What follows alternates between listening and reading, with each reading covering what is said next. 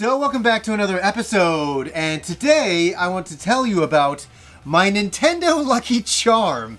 Yes, this is a very interesting story to tell. I think I've told a few different friends this story. Some of them have been like, oh my god, I totally get it, and other people are like, I don't really get it.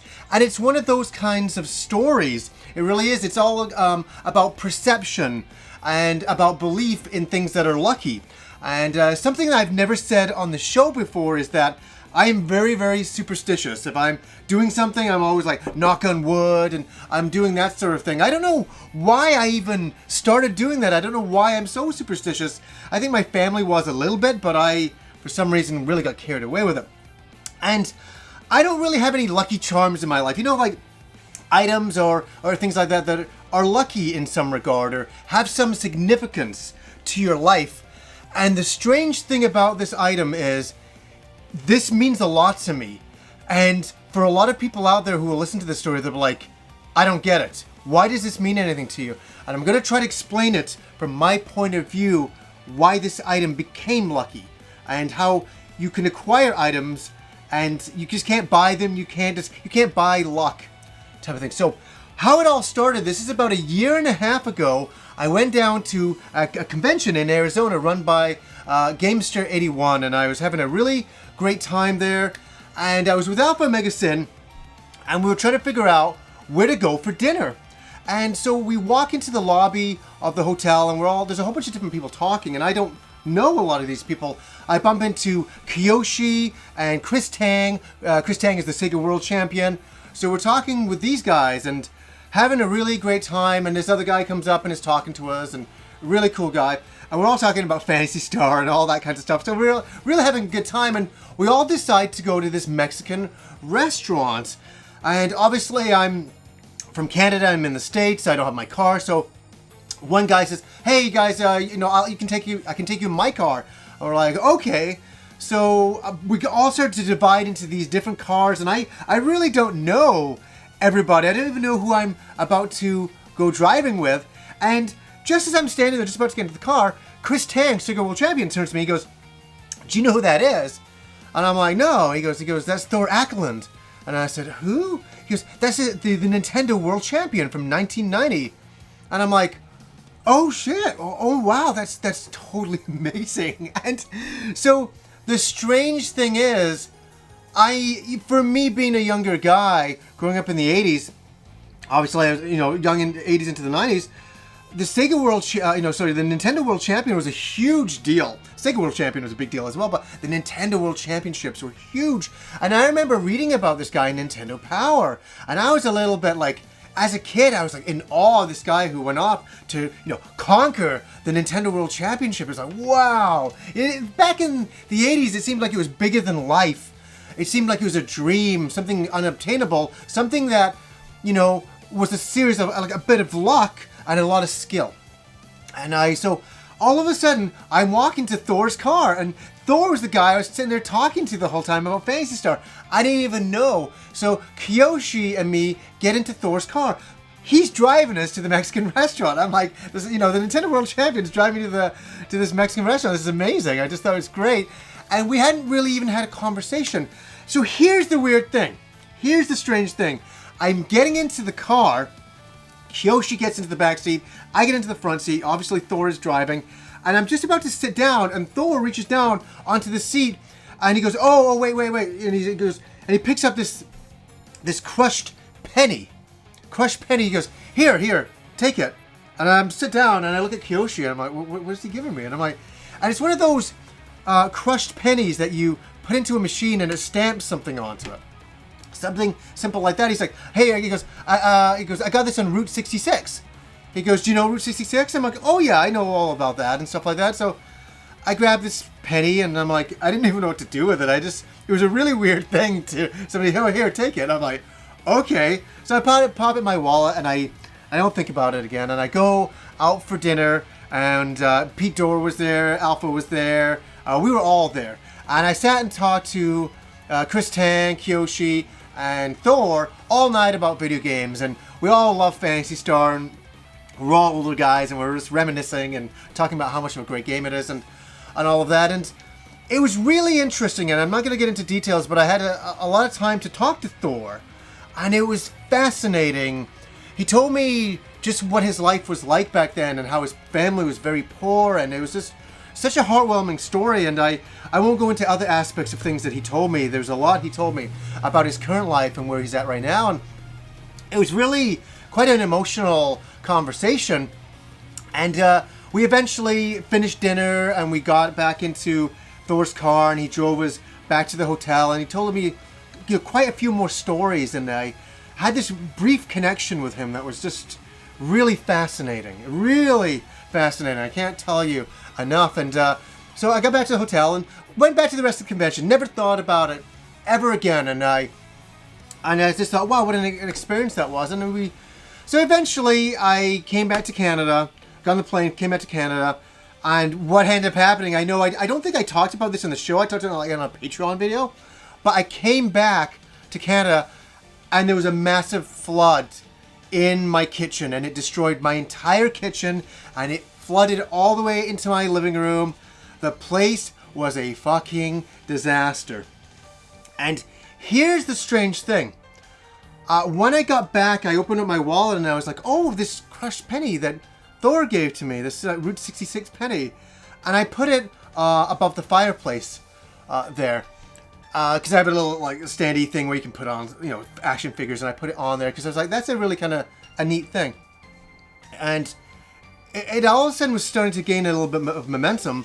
How cool this little thing he gave me was. Anyways, as I say, I put it up there. All of a sudden we had this massive flood. We have all these people in to fix it. It was all covered by insurance. It was all good. Nobody games were injured in the incident. But we had to empty all of the contents of the living room, and the kitchen was a write-off. And all of that. So that was that. And then so we're in the middle of getting it all fixed. And all of a sudden, I was driving home with Kim. And I started to tell her about this amazing thing, that I gotten from Thor. How I was getting into his car, and he just kind of gave me this item. And I'm like, it's like such a lucky charm to me. And it just... all of a sudden, it became something really powerful to me. I know it sounds unusual. I know. But it was, all of a sudden, this little moment that we had of him giving me this item, it was all of a sudden, he kind of gave me this lucky charm. He had such an incredible experience in his life, and it was such a thing that I was in awe of. And I was stepping into his car, and he gave me this thing that was meaningless and worthless. And all of a sudden, it had such meaning to me. Just such meaning to me.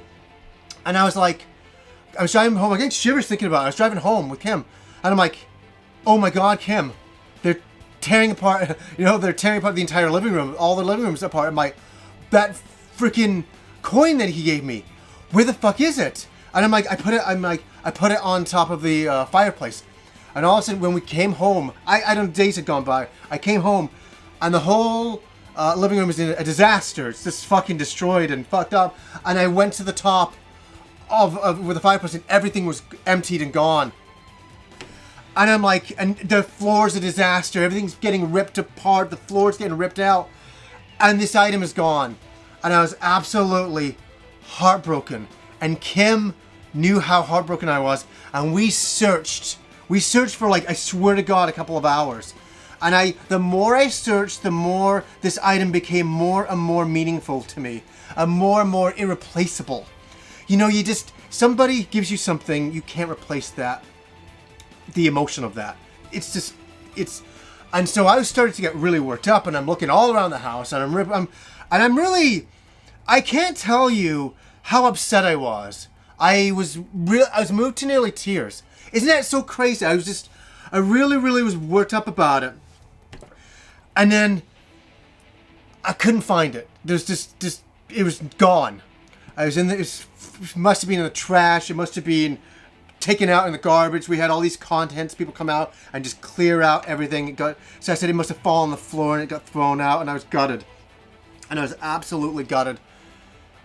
Here's the thing that makes this story even stranger than anything. I still, to this day, can't explain this. I'll put an explanation on it. I walked into our bedroom. I was completely defeated. this item was gone forever. And I'd never get it back. This what was a lucky charm to me and had such emotion to me, given to me by such a incredible person. I walked into our bedroom, and for some unknown reason, and this is the thing that gets me the most, Kim has like a jewelry box. It's kind of a little box thing. You open it up and it's all her jewelry in there. I never go in there. And it's kind of off to the side in our bedroom. It's something that I don't even think about. It's just one of Kim's things. She has a bunch of stuff in there. And I don't know why I did this. I have no idea why I did this. I was like, why don't I look in there? Because I just was, it's the last ditch. I don't even know why. And I opened it up. And I looked at the top of it. And there's all Kim's jewelry. There's everything. And there is the crushed penny from Route 66 that Thor Ackland gave to me. I'm not joking. I have no explanation how it got in there. Maybe, and I'm not crazy or anything, maybe when everything was about to get taken out, I just went and grabbed it and put it in there. And I didn't even think about it again. And I did it so quickly and so fast because there was so much else going on, I forgot about it. That's very much possible. I'd actually go with that one. But I have no recollection of that at all. And I opened it up, the jewelry box, and I just was like, I couldn't believe it was there. And I was staring at it, and I'm like, and as I told you, I don't have any recollection. I'm like, Kim, and I yelled to her, and she came running in. I'm like, it's in here. It's in here. I'm like, I couldn't believe it. You know what would be so funny? You know when you're like babysitting a hamster for somebody and accidentally dies, or you know something like that, and you replace the hamster? Would it have been funny if actually Kim went out and was able to go to get some Route 66 penny and replace it? She knew, but that would be impossible within 2 hours. She knew how upset I was about it, and we marveled. And she's like, "Did you put it in there?" I'm like, I must have, but I don't ever remember putting it in there. But that confusion was met with such joy and over happiness. I was just so thrilled that I had this item, my Nintendo Lucky Charm. And this is my Nintendo Lucky Charm. And this is so crazy. You know, the day that I have kids, that I would pass this on to them as being something meaningful to me. That I got this from the Nintendo World Champion. I got into his car and he just gave me this thing. And it's meaningless, but it has so much meaning to me because I put such meaning onto it. So this penny, which is worthless, is priceless to me now. And I'm so thrilled to have it. And it's something I'm always like, you know, as soon as I'm finished this video, I'm putting it back into that jewelry box so I never, ever lose this. And it was such a strange, surreal thing of something. He gave it to me and I was like, whatever. And I put it into my wallet, never to think about it ever again, till I came back to Vancouver. And in the thought that I had lost it, it became even more meaningful. Isn't that wild? So sometimes life is like that. I haven't ever had anything like that in my life. I don't have lucky charms. I don't believe in a lot of that stuff. But this one really kind of came together and has a lot of meaning for me. And it was something that I wanted to make a video about because it's so unusual and it's so weird and so surreal. Do you guys, you know, a lot of you out there will not be superstitious, and I totally understand that. And a lot of you might be very superstitious and might totally understand my story. But, you know, beyond anything, it's just something that has a lot of meaning to me by the person that gave it to me. And yeah, I'm so happy to have it back and for it not to be lost into time. I don't think I would have ever gotten over that mentally in the back of my head if I hadn't have found it. And I'm so happy I did. It was almost fate that I found it again. I had to have this item. It's more meaningful than so many special editions of games and things like that. There's a lot of human emotion in this one little item. And I just wanted to share it today. So anyways, guys, until next time.